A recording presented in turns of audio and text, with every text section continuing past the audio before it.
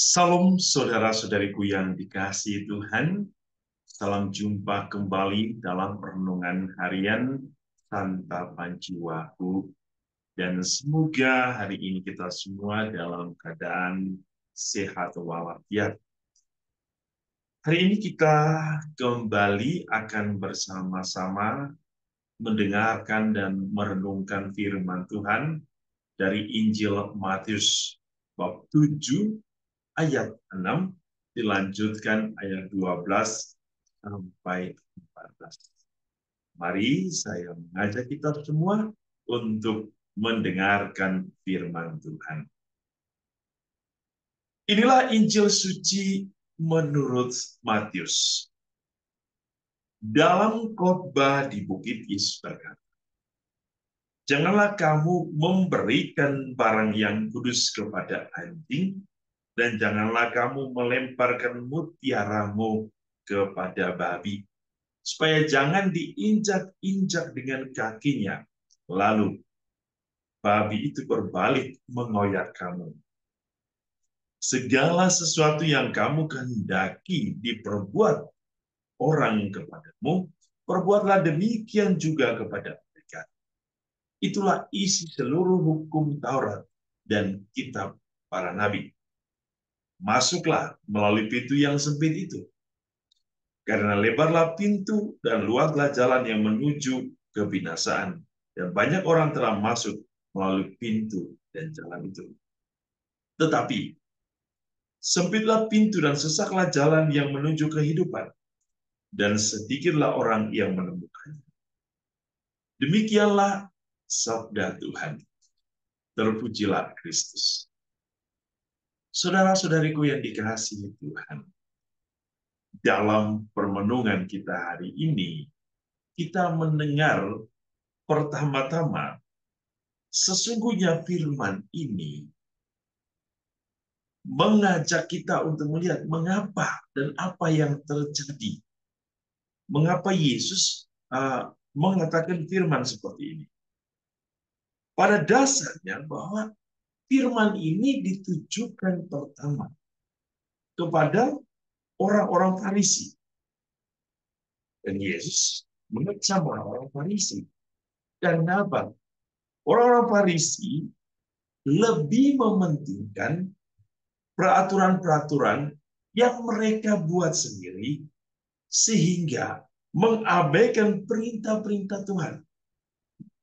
Jadi, supaya mereka bisa bebas, supaya mereka bisa melakukan sesuatu sesuai dengan kehendak mereka, mereka membuat peraturan sendiri. Lalu mengabaikan perintah yang penting, perintah Tuhan yang menjadi dasar dari segala perintah. Peraturan mereka itu bahkan tidak jarang itu melenyapkan, menghapus, mengaburkan perintah-perintah yang penting dari Allah. Sehingga apa? Demi diri mereka sendiri, demi peraturan mereka, mereka berani untuk melanggar perintah Allah. Maka Yesus mengatakan hari ini, ya, segala sesuatu yang kamu kehendaki diperbuat orang kepadamu, perbuatlah demikian juga kepada mereka. Tapi kadang-kadang persoalan orang-orang Farisi membuat peraturan tetapi mereka sendiri tidak bisa melakukan. Mereka memberi beban kepada orang lain. Mereka menaruh beban pada orang lain, membiarkan orang lain memikul beban itu, sedangkan mereka sendiri tidak mampu, ya, tidak mampu memikul beban itu. Oleh karena itu, Yesus hari ini mengingatkan kita bagaimana pesan Injil kepada kita bahwa kalau kita mau melakukan sesuatu, mau menjalani sesuatu, mau membuat peraturan sesuatu, hendaklah peraturan itu tidak mengabaikan perintah utama dalam kehidupan kita, yaitu perintah dari Allah itu sendiri, yaitu apa? Hukum kasih. Hukum kasih memberikan kita sebuah dasar kebijakan, pilar yang kuat, fondasi yang kuat. Untuk apa? Untuk menjalankan perintah-perintah yang ini. Kenapa? Ketika ada cinta kasih di dalam sebuah peraturan hidup, maka di situ orang menemukan kebahagiaan, kedamaian. Orang akan mudah untuk menjaga peraturan itu dan melakukannya.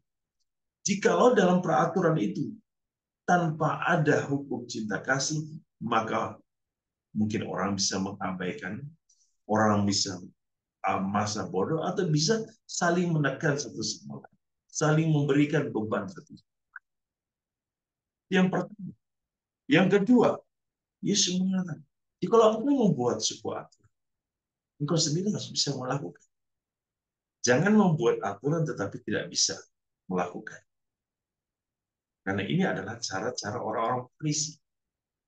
Orang-orang munafik adalah orang-orang yang pintar untuk membuat sebuah peraturan, tetapi mereka sendiri tidak mampu melakukan sesuatu. Mereka mungkin adalah orang-orang hukum yang mengerti hukum, tetapi kadang mereka sendiri yang melanggar hukum. Kadang-kadang mereka tahu sanksi dari sebuah pelanggaran hukum, dan mereka masih korupsi. Saudara-saudari, kadang-kadang terjadi. Maka Yesus mengatakan kepada kita hari ini, apa yang kamu kehendaki orang lain perbuat, kamu lakukan itu. Jangan membuat sebuah peraturan hanya untuk orang lain, tetapi diri sendiri tidak bisa melakukan. Tetapi hendaklah kita harus menjadi contoh, teladan dari sebuah aturan yang kita buat, supaya orang lain menjadi percaya dan orang bisa ikut. Kalau orang sudah mengikutinya, dan tentu orang akan taat dan setia kepada aturan itu. Dan yang berikut, Yesus berbicara tentang keselamatan. Bahwa mencapai keselamatan itu semuanya tidak mudah, tapi juga tidak sulit. Yesus memberikan kita sebuah arah, pedoman tujuan hidup kita, agar kita sampai pada tujuan. Maka ia mengatakan, akulah jalan kebenaran hidup. Yang artinya, jalan yang Tuhan siapkan adalah jalan kebenaran. Dia memberikan kita kehidupan. Mungkin jalan itu sempit, kecil, tetapi Tuhan menghendaki agar kita melewati.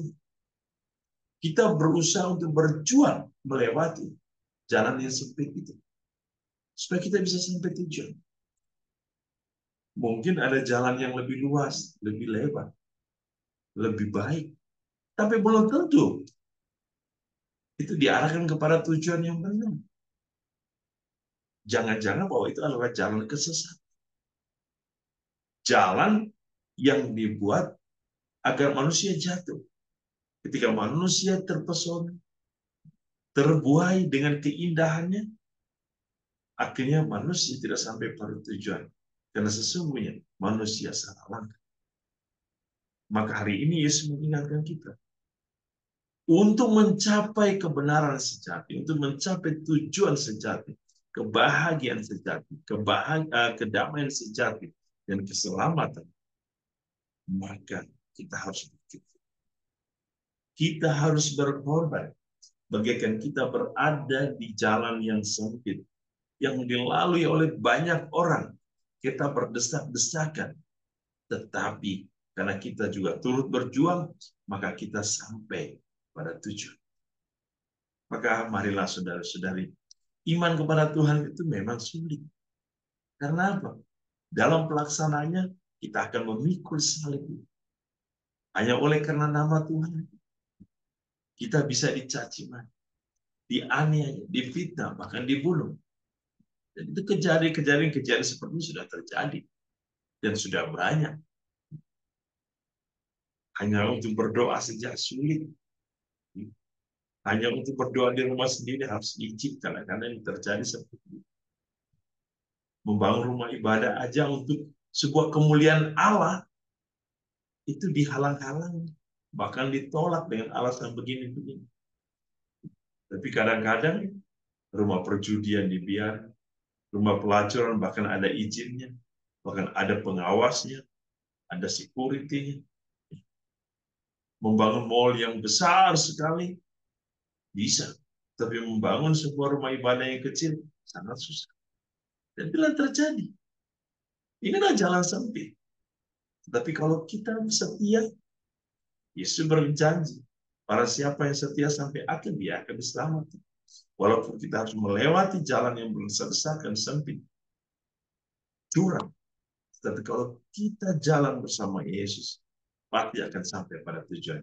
Karena jalan yang dibuat oleh Yesus adalah jalan yang benar menuju kepada kebenaran sejati dan jalan yang akan memberikan kita kehidupan. Tuhan Yesus memberkati kita hari ini dalam seluruh hidup dan karya kita dengan berkat-Nya yang penuh.